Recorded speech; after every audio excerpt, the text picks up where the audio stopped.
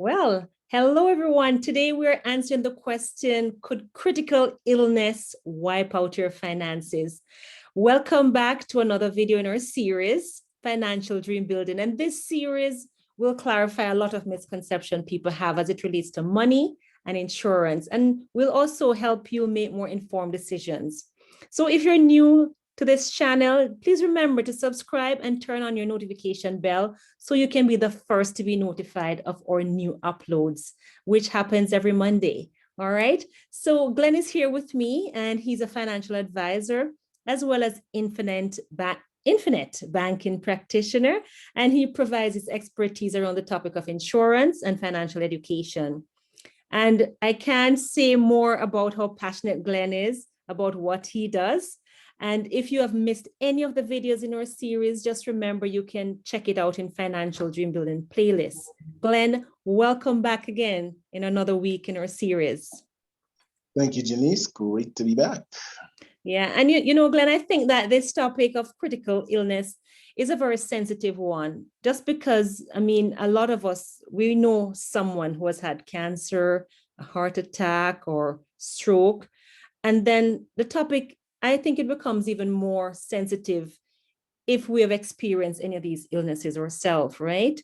So we're bearing that in mind, but I still want to ask some hard questions during your presentation if you don't cover a few things that I think that our listeners may want to know. But I'll give you the chance now. Just tell us what you have for us today.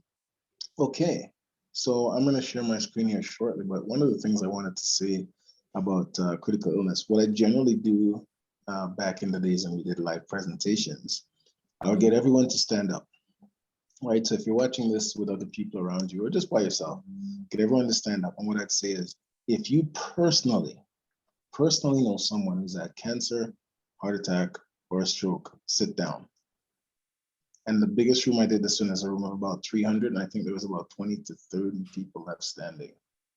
And I said, look around the room, because we all think it'll never happen to me. It's going to be somebody else. But the sad numbers are 1 in 3. And depending on who you talk to, 1 in 2. That is huge odds. Not the kind of lottery you want to win, but if it's going to happen, at least have some financial preparation. So let's get right into it. This is just a piece of a longer presentation I did, right? But just wanted to focus on a few things here. So here we go. Are you seeing my screen now? I can see your screen. Excellent. Okay. So we talk about life and critical illness. Let's back up a couple here. So if you can get what's called a fully underwritten critical illness plan, these are the illnesses that it covers. And there are quite a few there, right? You'll see the biggest three are cancer, heart attack, and stroke. Those cover at least 67% of all claims, right? But you've got things like the bacterial meningitis, blindness, kidney failure, loss of limbs, severe burns, multiple sclerosis. So there's a few there. But as I said, the big three, cancer, heart attack, and stroke, at least 2/3 of all claims, right? So critical illnesses. So again, this is part of another presentation I had. I used a case study of Tyler, Lucy, and their kids. So in the event, the financial impact on Tyler and Lucy, we talked about in the event that Lucy were diagnosed with cancer, a critical illness like this would put a lot of financial strain on the family. And I don't think we appreciate just how much, right? Because it would be difficult to take care of current financial obligations and additional expenses associated with the illness, added with the loss of income while taking time off to take care of the kids, Julie and Sarah. So there's a few things there. Current expenses, additional expenses, which in Canada we don't generally think about, but they do happen, right? And then added time off to take care of, especially if there's young kids or the spouse. So that all adds up. So we talk about in a situation where they had debt. They had a mortgage loan and a car loan. What would have happened? Lucy had this diagnosis of critical illness. How's Tyler going to take care of her and the girls? Could Tyler take unpaid leave? Because he'd already taken vacation. He's not the sick one, so he doesn't have sick leave, even if they do offer that. So he'd have to apply for time off. Hopefully his employer is flexible enough to give him that, but understand he'd probably take that unpaid. How would they take care of their monthly financial obligations, right? So these are questions that we never want to tackle, but unfortunately, more and more of us are having to find ourselves tackling that, right? So we talk about, here's a typical situation, loss of net income, take-home income for 7-month leave. Tyler's case is $20,000, right? Treatment not covered by benefits. Again, being in Canada, we take it for granted that everything will be, but not all of it is. It's about $10,000. Now, here's the thing. If you've had to visit anyone for the hospital who's sick, you know parking is not cheap. Yes. What I did here was I calculated a monthly rate as opposed to a daily, because it adds up. We're talking about 30 bucks a day sometimes. It adds up, right? But 7 months, 500 bucks. Childcare expenses for Sarah and Julie. Tyler can't be at the hospital and always have the kids there, so he had to make some arrangements. Over the course of 7 months, we're talking about $3,500 extra dollars. If you got 2 kids, you know that that is dirt cheap. That's somebody doing you a favor. Okay, it's not that cheap. Household expenses and meal prep. Now, again, if you have less time, there's going to be some meal prep involved. There's going to be some extra household expenses. Maybe you have to put some railings in. Maybe you have to put a ramp in, depending on how sick someone is. In the case of when my sister was sick, she got a hospital bed downstairs, so she didn't have to go up the stairs. Little things you don't think of that add up. Right. So over the course of 7 months, we're talking about 40,000. And I'm going to tell you guys, this is being conservative, right? This is being conservative. So why this is going to look a little strange, as I said, this is part of another presentation that I had been doing, as you can see on the left here, if I didn't put in presentation mode properly. There are some other tiles, but what I had drawn out at the beginning was the family was investing $500 a month. They wanted to do that. They thought it was a great thing, and that is. But I'd run the scenario of if they just invested that straight, or if they put $200 towards life insurance and critical illness for the whole family, and then invested $300. So in this case, that $200 bought $500,000 of life insurance for both parents, $10,000 each for the children, but it also bought $50,000 of critical illness insurance for both parents and $10,000 for the children. So they still got to invest 60% of that, but they used 40% to cover off their family. Now, I've been at this for 20 years. Most people are going to say, no, we're fine. Nothing's going to happen. I just want to invest all the money. I don't want to go waste it on insurance, as has been said quite a few times. It could be more wrong in most cases. But anyway, their friends at work who make the same amount of money are telling them the same thing. You're being foolish. Why waste the money? What if the same thing happened and one died? What if mom had a critical illness? Which family be in a better position to continue? Well, Lucy would have been paid out $50,000 from her critical illness claim. The $40,000 of expenses would have been paid, and the family would have a net additional $10,000 to add to their funds, which would have only been $18,000 as opposed to $30,000 if they put the whole thing in, right? So they now have $28,000. The other family who didn't do this, which is typical in most people's cases, they had 40 grand in expenses. They wiped out their 30,000 in savings. They do a GoFundMe hoping to raise 10 grand. They were short. They weren't as popular as they hoped. They raised 5 grand. The other 5 was financed by their credit card. I don't think you guys realize how typical this situation is. After the illness, they have no money left. The good news is she survived. But after the illness, they had no money left, and they have to start from scratch, plus a $5,000 credit card bill.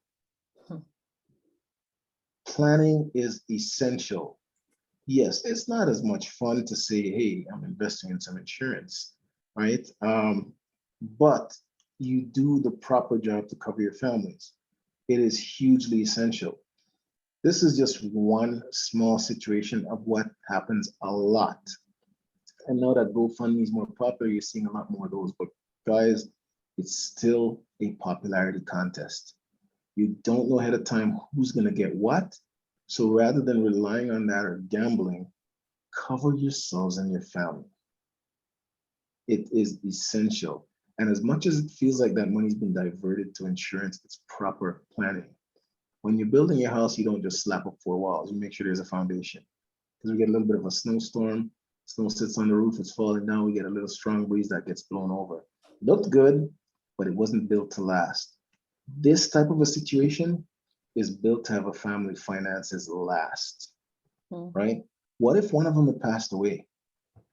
$500,000 walks in the door.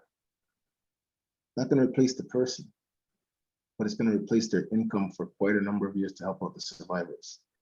Right? Even though we're focusing more on the critical illness, just talking about the combination of everything. So this is why it is so important to plan properly.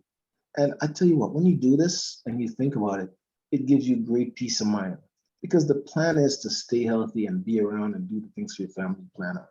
But you know in the back of your mind that if the case is that you have a critical illness, it's not going to stop it, make it any less painful physically.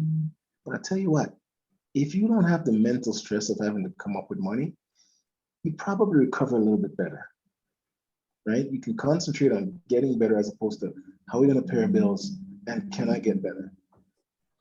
Way better planning, and life happens. So it's better to be prepared than not, right? So I'm going to stop the share there because, again, as I said, this is part of another presentation that I've done, a much longer presentation, but just wanted to talk about the critical illness because I think it's so very important and it's so underutilized. And I'll tell you this right now. I showed you a traditional plan where it covers up to 25 illnesses.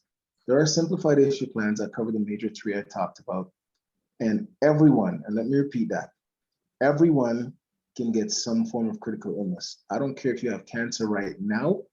I'm licensed with over 20 companies, and a couple of them will still take you. They won't cover you for that cancer, and they have some other parameters around coverage, but everyone can get some sort of coverage. And really, you should. Because I tell you, I tell most of my clients the critical illness is the selfish insurance. And they look at me and go, what do you mean by selfish insurance? I go, because that's the one that you're going to be around for, and you're going to make the claim on, and you're going to get paid out if you have it. So that's the selfish one. The life insurance is a gift of love to your family. You won't be around to see that do its job. But this one, you're going to be around for. Yeah. And Glenn, it's funny. I mean, I was thinking as you're doing your presentation, and for some reason I'd forgotten about this, right? And I remember when I was in my early 30s, when you had approached me and said, oh, Genese, you should get a critical illness. And I'm like, critical illness. I'm too young for that, right? And I said I didn't need it.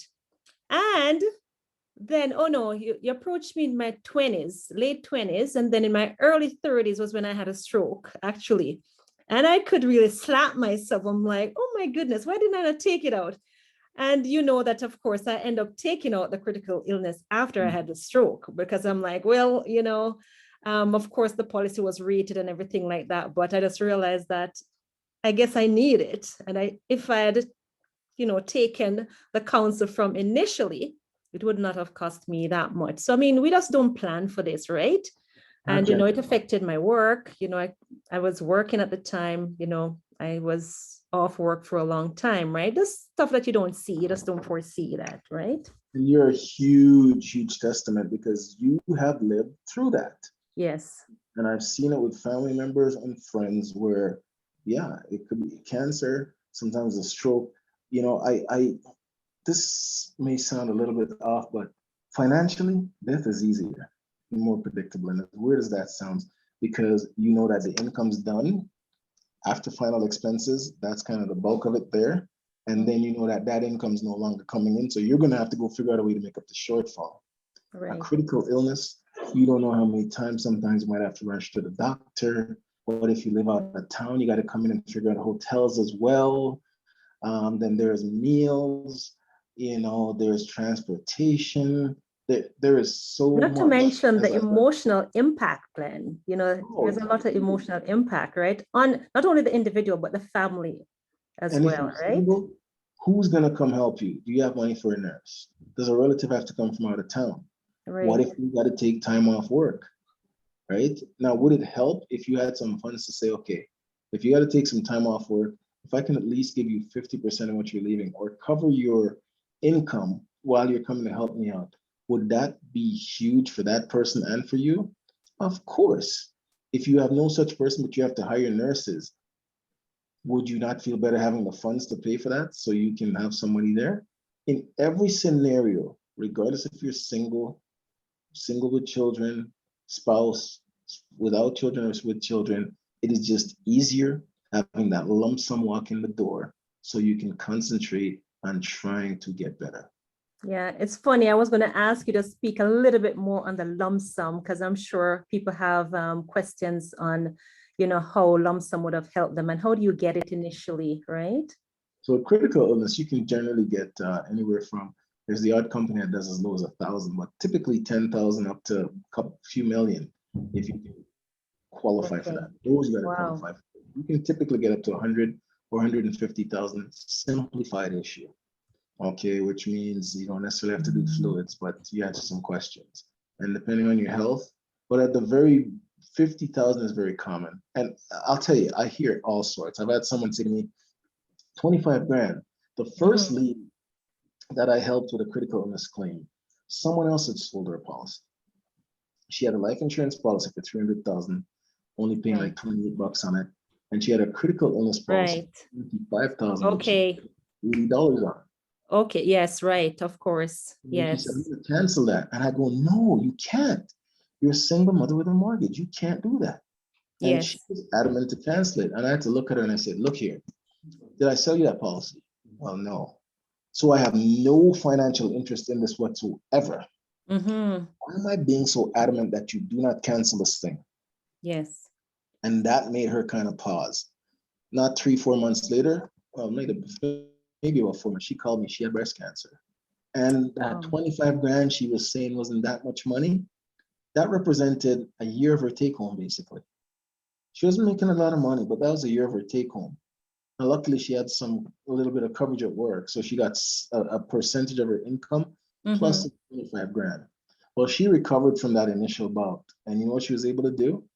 Take her daughters to the island where she was born, which she could never afford otherwise. These are some of the added benefits that Exactly. you don't Right. think of, but she was finally in a position to do that, right? But even before she got to that point, knowing that her mortgage would continue, she did not have to lose her home because the biggest reason why people lose their homes is an illness. It's not death. It's an illness, like a critical illness. So she didn't have to lose her home. She could continue to pay her bills. She could concentrate on getting better as opposed to worrying about my bills and trying to get better. Because I tell you what, the financial stress does not help the body heal from anything physically. Exactly. Right. Right? Yeah. So it's hugely important. It's generally overlooked. Nobody likes talking about it, but that's my job, to have painful conversations to make sure that your outcomes aren't as painful. Of course. Right? And I try to do that. Yeah. And I mean, this topic has so much involved with, I mean, we could spend hours and hours discussing that, right? And as usual, what we're doing, we're just trying to just brush the surface, do a little teaser to let people know how important this is so that they can have the conversation, right? So just encourage our viewers, if you are thinking about, if you're a planner, we can't plan for these things too much, but I mean, Glen's information is in the description below. So just make that call, right? I mean, you have nothing to lose, right? And you have more to gain by making that call. So check out the description below for all the contact information, have that conversation. I know it's a sensitive topic. A lot of people do not like discussing about it, but we do appreciate you joining us for this conversation. They hate Genese. They hate having to go put their business on GoFundMe. Or be having a cookout or a dance to try and raise some funds. They hate that more. Of course. Because when you're ill, you don't want to let the whole world know. You want as much privacy as possible. And it's hard to have that as well as no money. Definitely. Yeah. Right? So I'm just encouraging people just to leave your comments below. If you have questions as well, leave those questions. I mean, we'll deal with those questions. I mean, we read the questions. So comments, questions, all welcome. thanks so much for joining us. And I mean, we will actually talk to you again in the next video. All right. So All see right. you then. Have a great week, guys. Bye.